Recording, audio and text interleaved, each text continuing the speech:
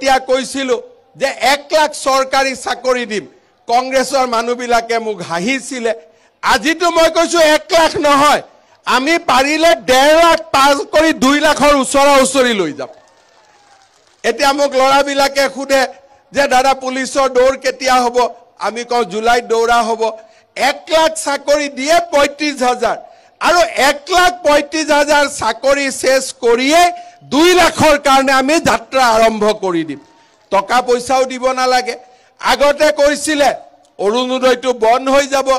এতিয়া অৰুণোদয় বন্ধ হোৱাৰ কথা বাদ দিয়ক এতিয়া ঘৰে ঘৰে অৰুণোদয় যোৱা আৰম্ভ হ'ল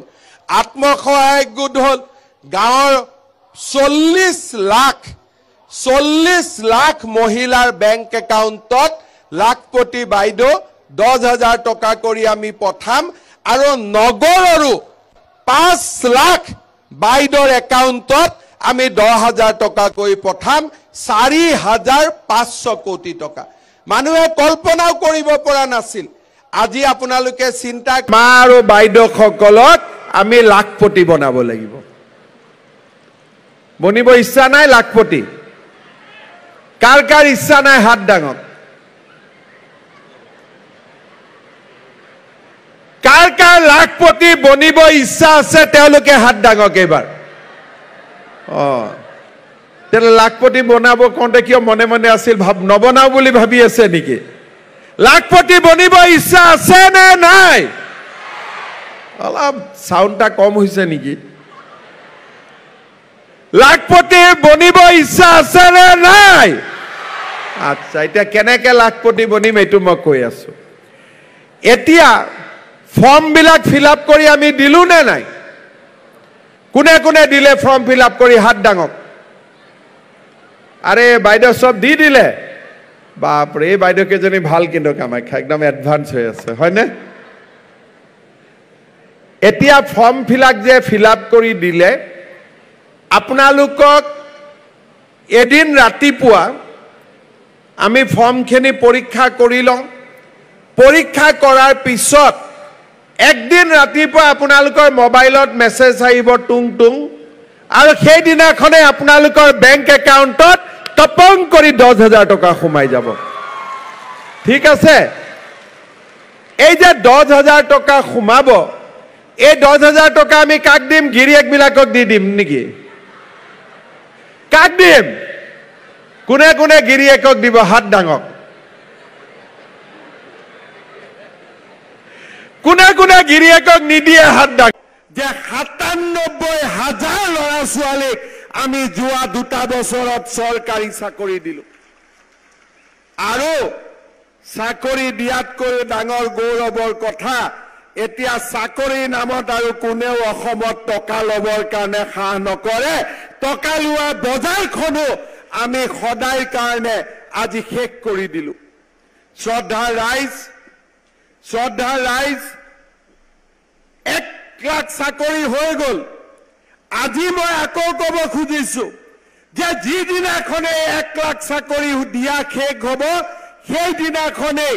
আৰু 35,000 নতুন চাকৰি মই যুৱক যুৱতীসকলৰ কাৰণে মুকলি কৰি দিম জুলাই মাহত পুলিচত দৌৰিবৰ কাৰণে ৰেডি হৈ থাকক 3rd grade 4th গ্ৰেডৰ interview July মাহত হ'ব শিক্ষকৰ নিযুক্তিও হ'ব আৰু ভগৱানে কৰিলে তাৰ পিছতো আৰু 20-25,000 চাকৰি দিয়া ৰাস্তা মুকলি কৰিম এয়া মোৰ আপোনালোকৰ কাৰণে প্ৰতিশ্ৰুতি শ্ৰদ্ধা ৰাইজ আমি যেতিয়া অৰুণোদয় আৰম্ভ কৰিছিলো মাহত 830 টকা তেতিয়া মানুহে মোক কি কৈছিলে যে এইবোৰ ভেলকিবাজি ইলেকশ্যনৰ পিছত নোহোৱা হৈ যাব কংগ্ৰেছৰ মানুহবিলাকে মিটিং কৰি কৈছিলে যে অৰুণোদয় আঁচনি ইলেকশ্যনৰ পিছত নাথাকিব আজি 800 টকাৰ অৰুণোদয় 1250 টকাৰ হ'ল 18 লাখ মহিলাই অৰুণোদয় পাই আছিলে আজি 28 লাখ মহিলাই অৰুণোদয় পায় আৰু এই বছৰ আৰু 3-4 লাখ মহিলাক আমি অৰুণোদয় আঁচনি দিম ৰাইজ মই এতিয়া আপোনালোকক এটা ভাল কথা ক'ব খুজিছো যোনে যোনে ভাত খাই অহা নাই ভোকটো পলাই যাব ঠিক আছে যেতিয়া আমি ইলেকশ্যনৰ মিটিঙত সুধিছিলো যে ৰেচন কাৰ্ড কিমানৰ আছে আধাই হাত দাঙিছিলে আধাই হাত দাঙা নাছিলে কেইদিনমান আগতে মই কমলপুৰত মিটিঙত আহিছিলো পুথিমাৰীত তেতিয়াও মই সুধিছিলো কিমানে ৰেচন কাৰ্ড আছে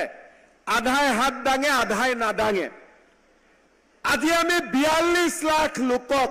নতুনকৈ ৰেচন কাৰ্ড দিলো এতিয়া হাত দাঙকচোন কাৰ কাৰ ঘৰত ৰেচন কাৰ্ড আছে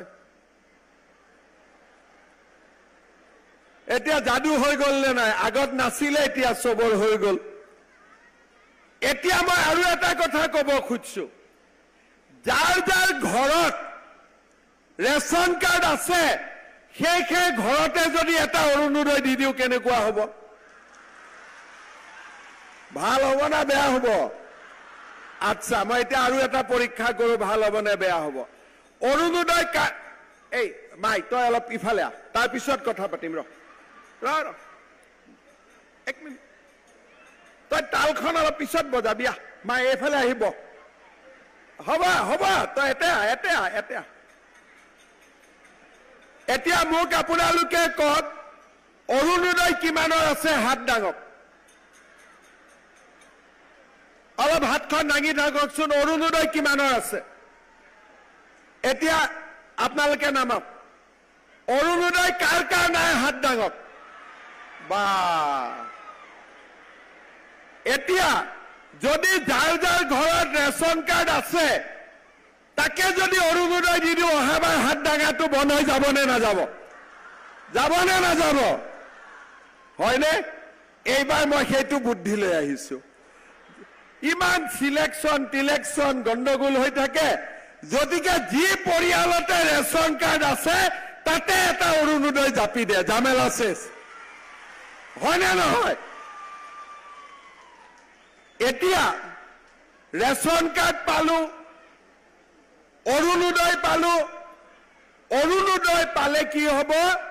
ৰেচন কাৰ্ড পালে কি হ'ব উজ্বলা গেছো পাম উজ্বলা গেছত বজাৰতকৈ 300 টকা কম দামত আমি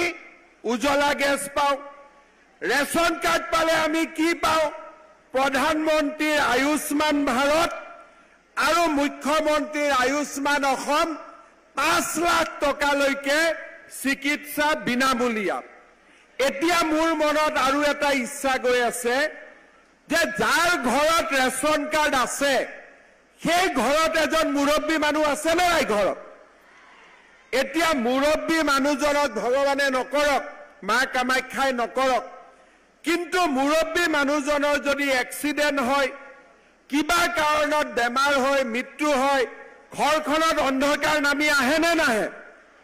সেই কাৰণে এইবাৰ আমি কৈছো যে যাৰ ঘৰত ৰেচন কাৰ্ড আছে তাৰ মুৰব্বী মানুহজনক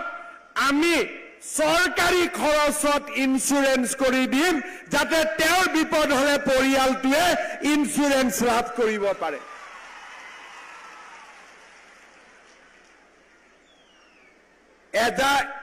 এটা মাকে 3টা বাচ্চা জন্ম দিয়ে 2টা বাচ্চা জন্ম দিয়ে এতিয়া আমাৰ ৰেচন কাৰ্ডে কি জন্ম দিয়ে ৰেচন কাৰ্ডে অৰুণোদয় জন্ম দিব ৰেচন কাৰ্ডে গেছৰ জন্ম দিব ৰেচন কাৰ্ডে 10 কেজি 5 কেজি বিনামূলীয়া চাউলৰ জন্ম দিব ৰেচন কাৰ্ডে আয়ুষ্মান ভাৰত আয়ুষ্মান অসম জমা দিব আৰু ৰেচন কাৰ্ডে ইন্স্যুৰেন্স